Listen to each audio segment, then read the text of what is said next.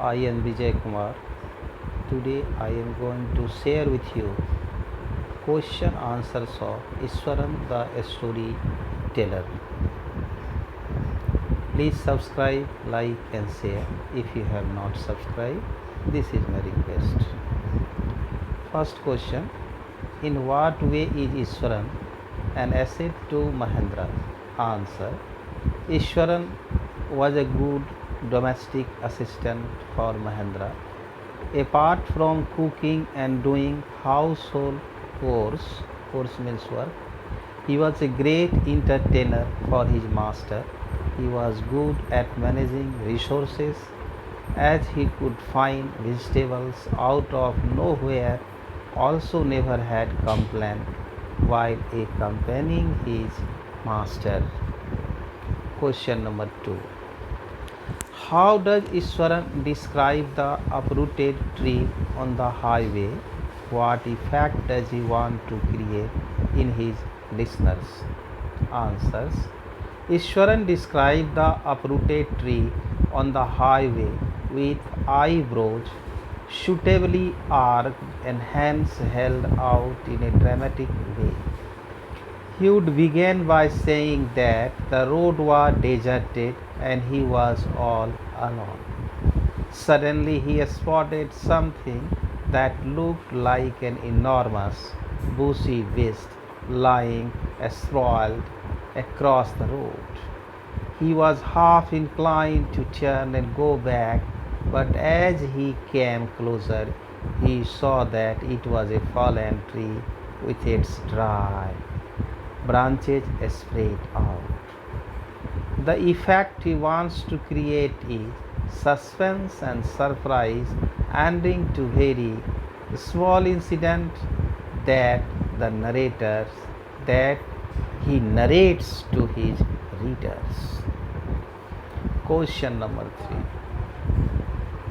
How does he narrate the story of the tusker? Does it appear to be plausible? Answer: he started the story of the elephant by giving a prologue in which he called elephants huge well-fed beasts. He said that after escaping from the timber yard, the elephant started roaming about, stamped on bushes, and tore up wild creepers. It then came to the main road to the town and smashed all the stalls selling fruits,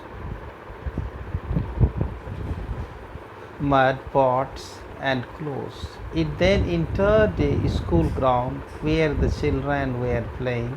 It pulled out the football goal post, tore down the volleyball net, flattened the drum kept for water, and uprooted the shrubs. All the teachers and students were so afraid that they climbed up to the terrace of the school building. According to Iswaran, he was studying in the junior classes at that time. He grabbed a can from the hands of one of the teachers and ran into the open. The elephant continued grunting and stamping its feet. It looked frightening. However, he moved slowly towards it. When the elephant was ready to rush towards him, he moved forward and whacked its third toenail. It looked stunned and then collapsed. This story does not appear to be plausible. Question number 4. Why does the author say that Iswaran seemed to more than make up for the absence of a TV in a Mahendra's living quarter? The author says so because Iswaran provided a great company to Mahendra. He would chat with Mahendra at night when he returned from his work. Iswaran would also entertain Mahendra by telling stories. Thus, with Iswaran around, Mahendra never felt bored and never felt the necessity of having a TV for entertainment. Question number 5.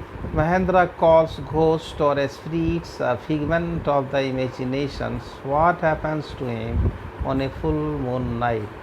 Answer.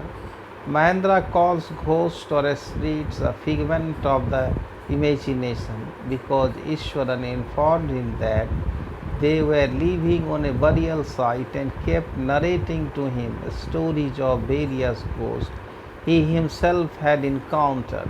On one full night, Mahendra was woken up from his sleep by a low moan close to his window. At first, he thought that it was a cat prowling around for mice, but the sound was too deep and guttural for a cat.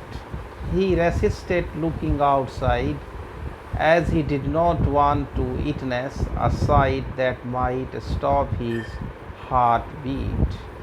But the crying became louder and less subtle.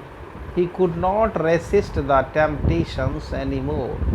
Lowering himself to the level of the window sill, he looked out, and the white sheet of the moonlights outside, there not too far away, was a dark cloudy form clutching a bundle.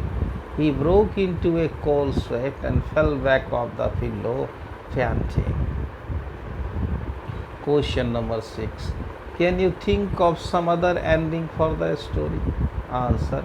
The story could have ended on a more positive note. Instead of resigning from his job, Mahendra could have been shown as a real courageous man and proving the ghost theory wrong. Another ending can be of both Mahendra and Ishwaran leaving the place together and in turn continuing their bond, which is depicted earlier in the story. Ishwaran has been explained as a man of all seasons for Mahendra. Thanks.